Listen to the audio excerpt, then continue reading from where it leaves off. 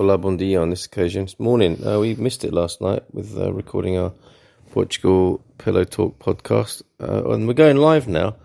So it might be that people do have something to chip in with on our COVID-19 diary. All of life is here. A puppy yelping. Kids watching telly next door with the one-eyed childminder for a moment. And Mrs. M here. Hello. How come we didn't talk last night? I was so shattered. Yeah. I just fell asleep. Kind of caught up with us a bit yesterday, didn't it just? We had a long sort of conference call last night, didn't we, with a couple of friends in the UK. One of the upsides. Yeah, like being able to just zoom into each other. And that's what we did. We connected via the app Zoom. Yep. And we had a really long chat, sort of like catching up with what's going on culturally in the UK. Prior to that, I'd worked with a client as well for an hour. So listening about how things are going in the UK and sort of including Scotland, and, just hearing about all the changes and what's going on and the uncertainty and fear. And I think it kind of wore me down a little bit last night.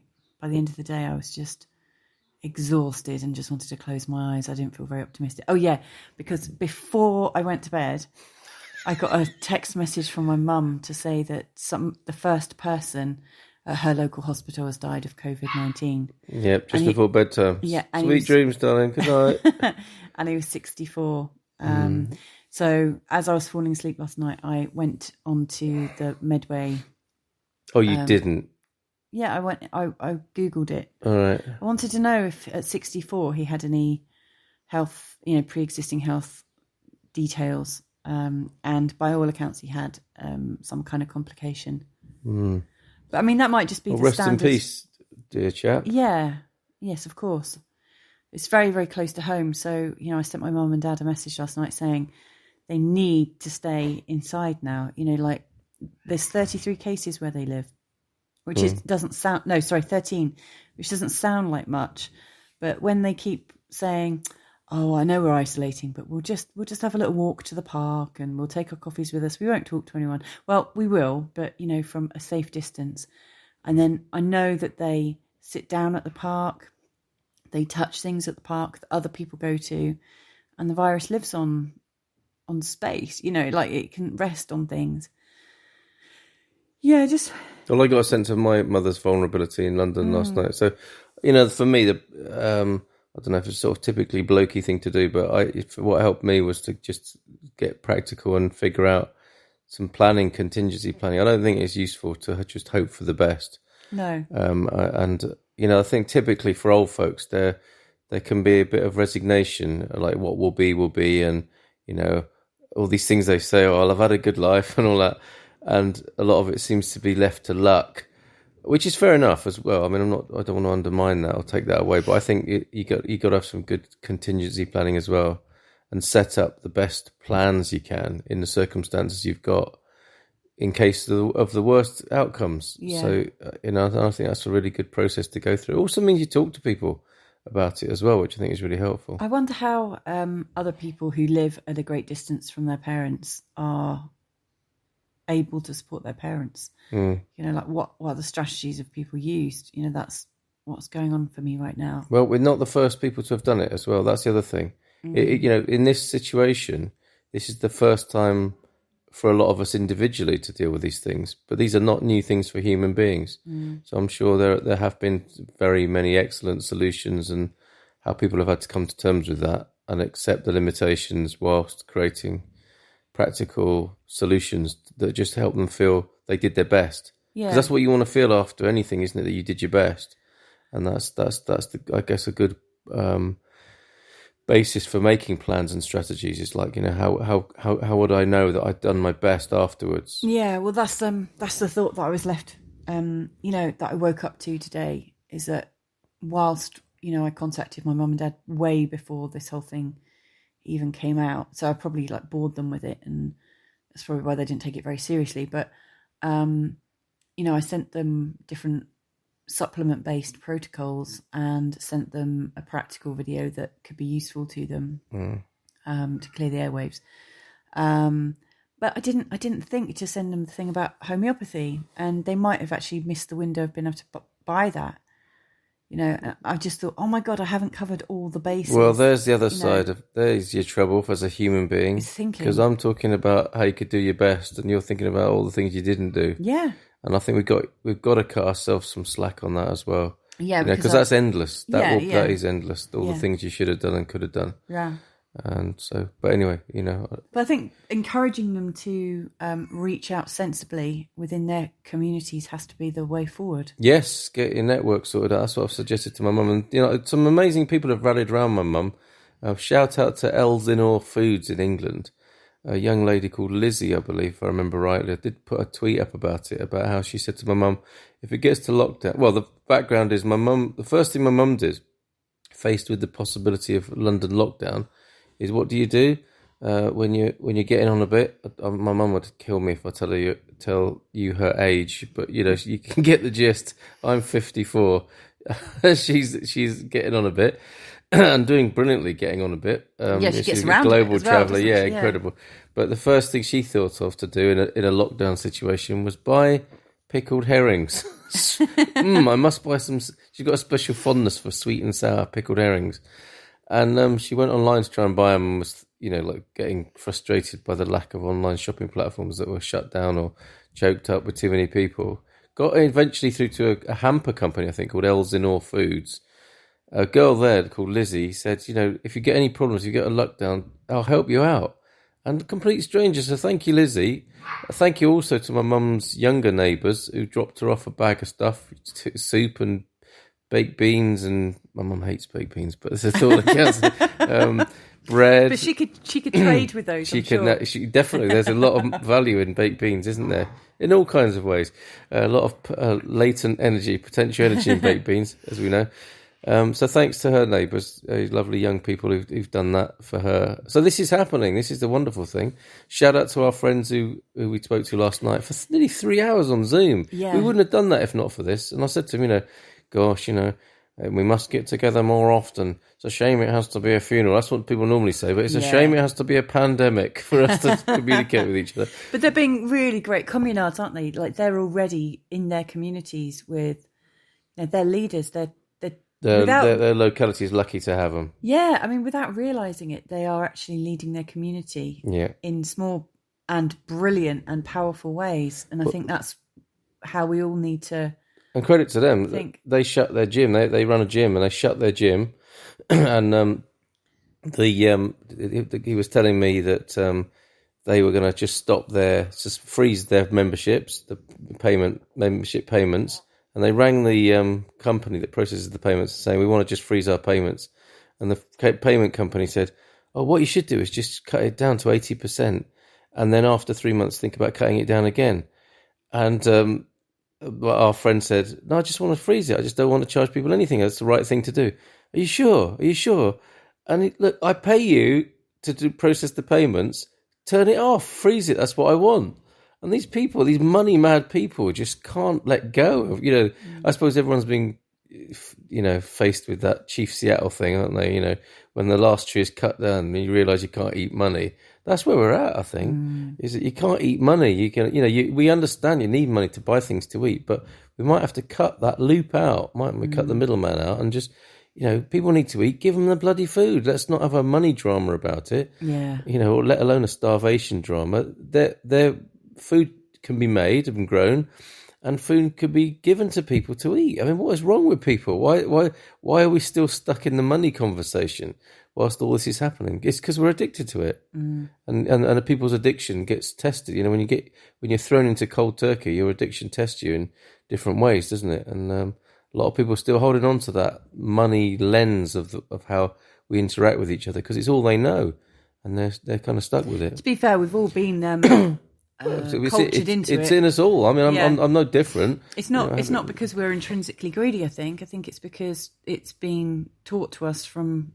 What else do we know? Absolutely. Yeah. Well, a child, you see it with kids that your kid will give you, for the act of giving you something and the pleasure of that, they give you their last thing. Yeah. Until they learn about what's the last thing. Yeah. And because you see that, don't you? It's just sweetness in children. They give you the thing, and then they realise they gave the thing, and they can't have it anymore. they don't have that as a sort of precognizance. They have it as a realization Giving's afterwards. a natural human state. It is, yeah. So let's get back to that ASAP. And I think, it's enough to go round if we organise it correctly. That's the thing, isn't it? It's not the money, it's the organisation. It's the will of the organisation. Wowzers. Okay, so But the way our day started off yesterday was really positive, wasn't it? don't remember. It was such a busy day, wasn't it? Like, we launched. Oh my goodness, yes. A collective of us, a collective of I forgot completely about people, that. yeah. It feels like a week ago. Yeah, I know. We, on a quarterly basis, we release a series of hypnotic or meditative material that can help people feel great, in different ways. And so we do it at the time of the solstice or equinox, so that each time a season starts, we share the tools that could really help people get it off to a good start, I guess. And so we launched 8 new tracks yesterday between 7 of us. And and you were busy with your shows, and then we all... Oh, well, it got launched on the Owlnet live stream I do. Or we had Brit Tanya, and I was asking her about her name, Brit Tanya, and it actually is her name. It's the parents had a cracking sense of humour by the sound of it, and called her Brit, and Tanya as a second name. So Britannia we were talking to, and she was, if you want to see this, she was addressing, how to overcome and face fear and anxiety. With some really good practical steps. That's on Owlnet, the Facebook page is the whole video of that.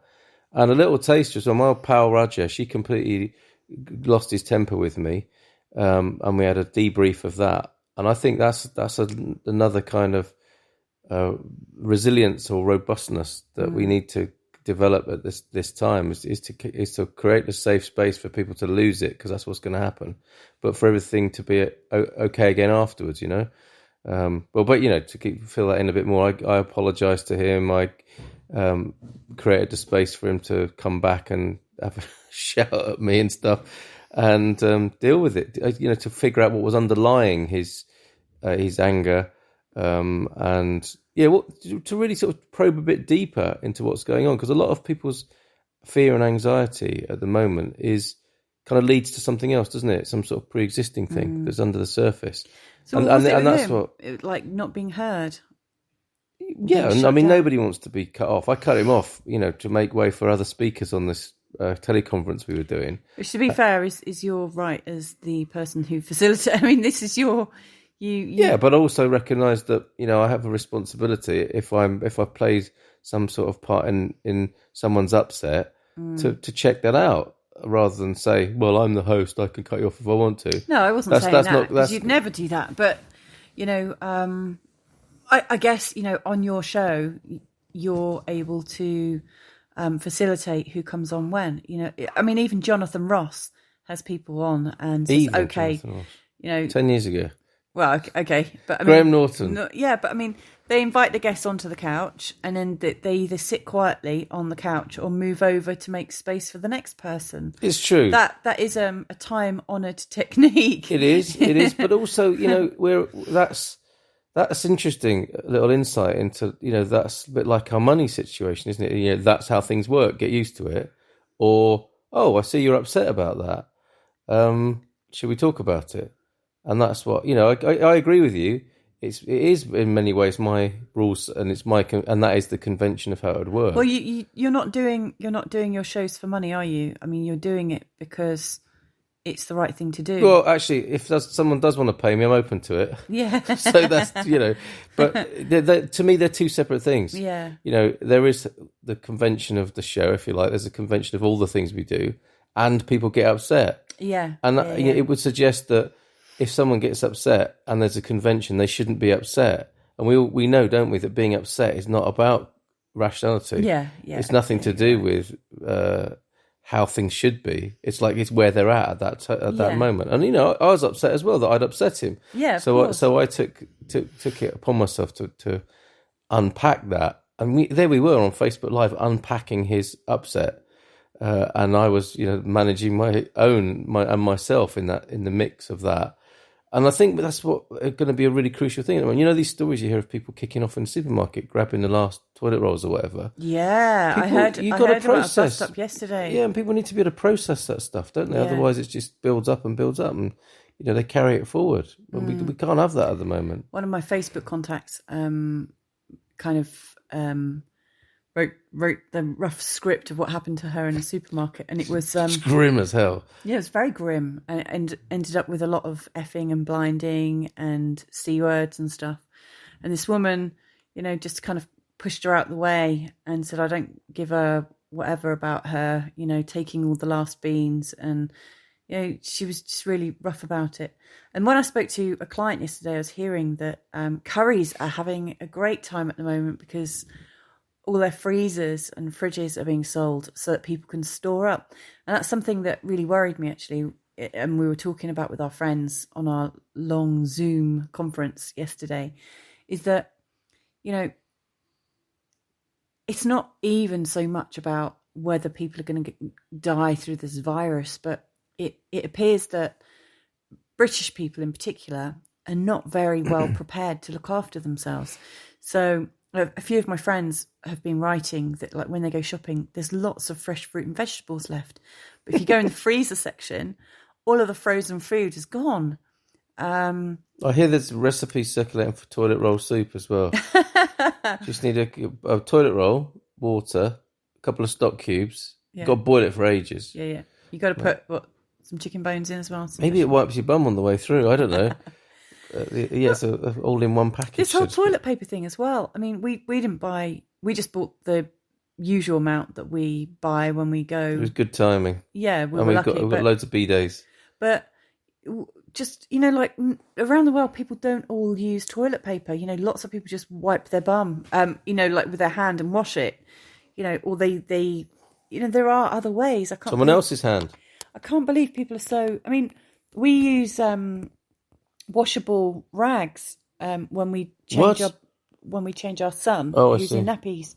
Rags makes it sound so good. They're not rags, are they? They're expensive organic cotton pads, aren't they? Flannels. That get rewashed. Yeah, they're basically flannels. You know, people must have old clothes that could be cut into flannels, you know, that they could use to give their bum a wipe and a wash. You know, it's the thing that worries me is that people don't have the nonce to sort it out. Like one of the people... The nous, maybe. Nous. A nonce is something different. Okay, sorry. There you go. No, just for the sake of the recording. Okay, we can't have... You. I'm very, very grateful to my husband with his public school education. No, I've saved you from a lot of possible trouble with that thank intervention. You very much. Okay, thank you. But, you know, I was also speaking... Because I did a lot of client work yesterday.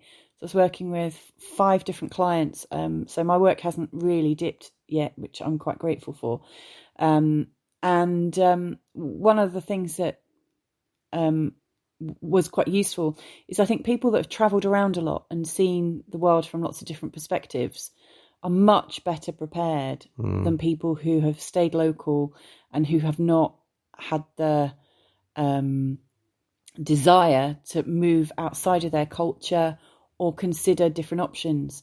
I think the more open you are to being flexible and open to different perspectives, the more likely you are to survive through these times. Because if the spread of it is as virulent as has been you know, imagined and predicted, I mean, you almost have to say imagined, because you know how accurate. Well, predictions are imagination, aren't they? Yeah. If it is as virulent as it's saying, and if the economy is being, and I say being, is being knocked out in the way that it is, because I don't think that's an accident. If the economy goes down, then people are also going to have to learn, not how to deal with just the outbreak, but how to deal with the lasting consequences of that. And I saw on someone's feed this morning that the laws in the UK changed, giving the police the power and the military the power to detain people and isolate them for up to 2 years. You can't isolate people for 2 years, but you can detain and isolate someone if they are deemed dangerous to society. Hold on a minute. This was And some. this law you changed saw this yesterday. as a law, or you saw someone talking about this as a I law? saw somebody talking about this as a Right. law. So we don't know that's for sure then. I can find the details and put it in the thread. Okay. But what's your concern? Well, the law has been written into place to last for 2 years. Yes. So it was enacted yesterday or the day before. Yes. And it will stay as a statute for the next 2 years. Yeah. So at some level, people are putting things in for the next 2 years. There isn't this bright feeling of, once the sun comes out and the virus kills off, everything will return to normal. What I mean is, behind the scenes, people at the top are planning that this is going to be a big disaster for a great deal of time.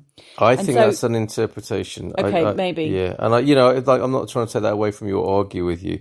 I would like to present a different picture of that, however. Can I just say my last point? Yeah, of course. My last point is, I think as many people could die from stupidity, starvation, poverty, and they do every day, and the associated effects, because I don't think people are very well resourced. Like, we know we can eat nettles.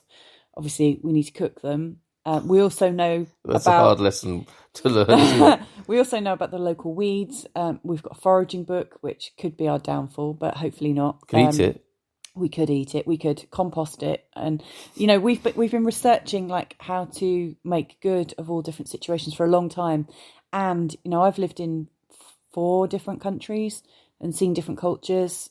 You've moved around a lot, and your mum's of a different cultural. Foreign. Yeah, she's foreign. So I think it's helped us, but there's a lot of people that are so isolated and insulated. All they know is freezer food, sitting on the sofas watching telly. Oh, what a dim caricature you create of our countrymen and women. Well, but I mean, there are people like that, obviously. There are.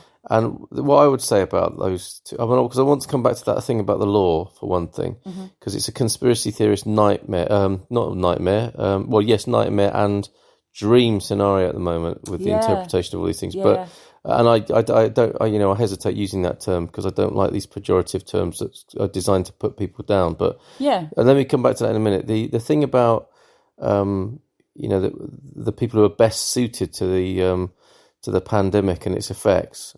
Steered clear of using the word apocalypse, but I have now. But there are people who haven't gone anywhere who are adequately suited.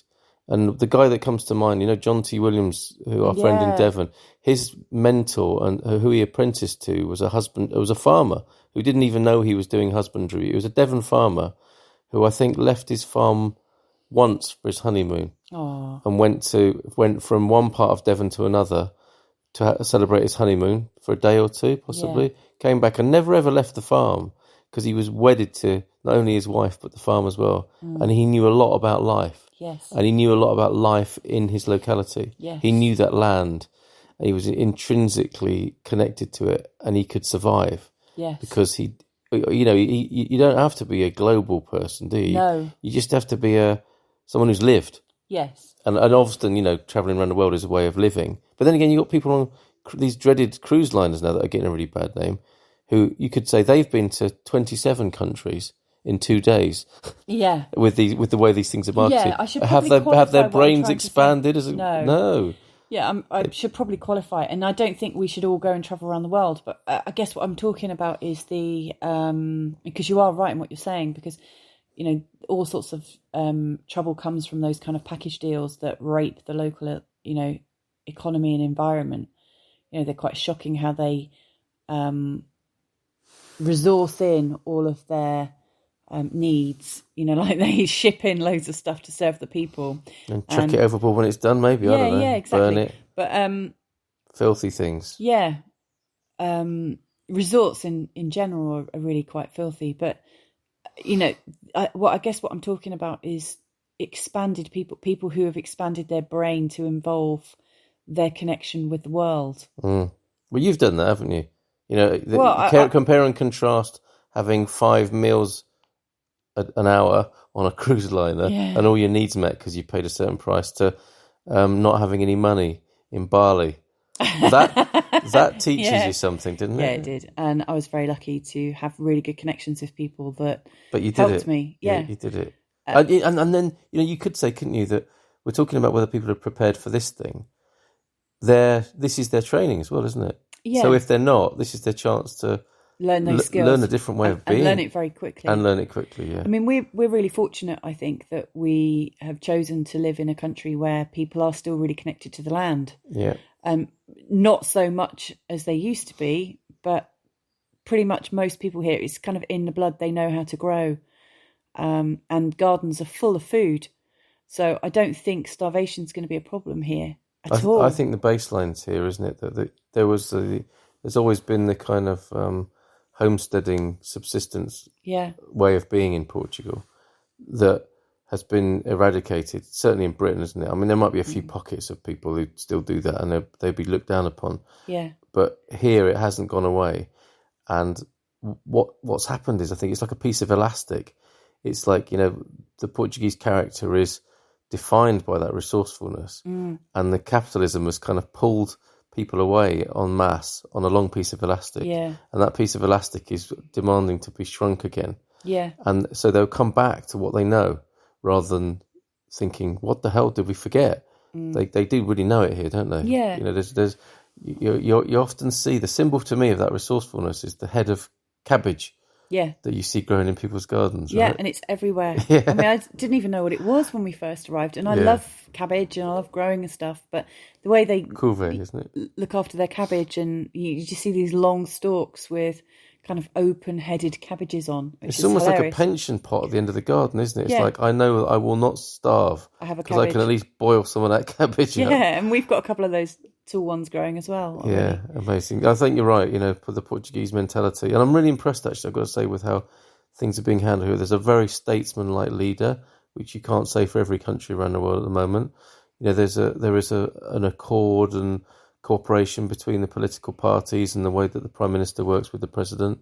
And his address, I read it out in English. It was just, it was really moving. Yeah, cometh the hour, cometh the man. He's got the gravity and statesman vibe going on that I think is very helpful to people. Yeah, that's why he's much loved and respected. Yeah. Now, this thing about you folks with a conspiratorial nature who never learnt to trust the grown-ups. Yeah. And for good reason often as well. But I was been saying this, the authorities, i.e. the grown-ups, have to plan. And they have to do things that the conspiracy types will think, oh, here we go. David Icke will be looking at this. Yeah, I told you this would happen. I interviewed David Icke in 1994, and he's a bit like Max Kaiser and Chris Martinson, is it, from Peak Prosperity. All these dudes were going to be right one day. They could see how it was shaping up, shaking down. And they're always going to be saying, oh, here we go. That's the first step. Jeff, what's his name as well? Anarchapulco, whatever he's called. I can't remember his second name. Berwick? Jeff Berwick, yeah. They get to be right about each step towards martial law or whatever. But and they might be right, but I think they are. But yeah, I know you do. But you have to understand why as well governments operate in this way. So a state of emergency allows laws to be passed quicker, and they say, oh, here we go. That's just a way of passing laws for their benefit, and then detaining people. I think you do have to, if you're going to have a state, you have to have all that stuff. But I think it needs to be seen in balance, and it needs to be about what we're doing as well. I don't believe that we should give up our freedom and responsibility to the state. Yeah. But the state is like, well, haters going to hate, staters are going to state. They're going to do their thing, aren't they? Yeah. Whilst the freedomers are going to do their freedom, and it's just it's a matter of getting the balance right. I guess if you were in charge of a country whereby people looked like they were just going to eat frozen meals, and I shouldn't say it with so much scorn because freezer meals are very useful in different ways, but if you know that your society is pretty, I was going to say useless, can't look after itself. Dysfunctional, maybe. Yeah, dysfunctional. If you know that your society is pretty dysfunctional and is going to need a lot of hand-holding and can't survive on its own because it's been bred out of them, then you probably are going to come down with very hard sanctions. Well, I'm really open and to opportunities to learn. Yeah, I'm really open to a society that's built up of lots of resourceful people who help each other, and have the choice to help each other. Because I think, helping each other is much more powerful when it's not pushed on people. When you give people a choice to be helped. I'm hungry.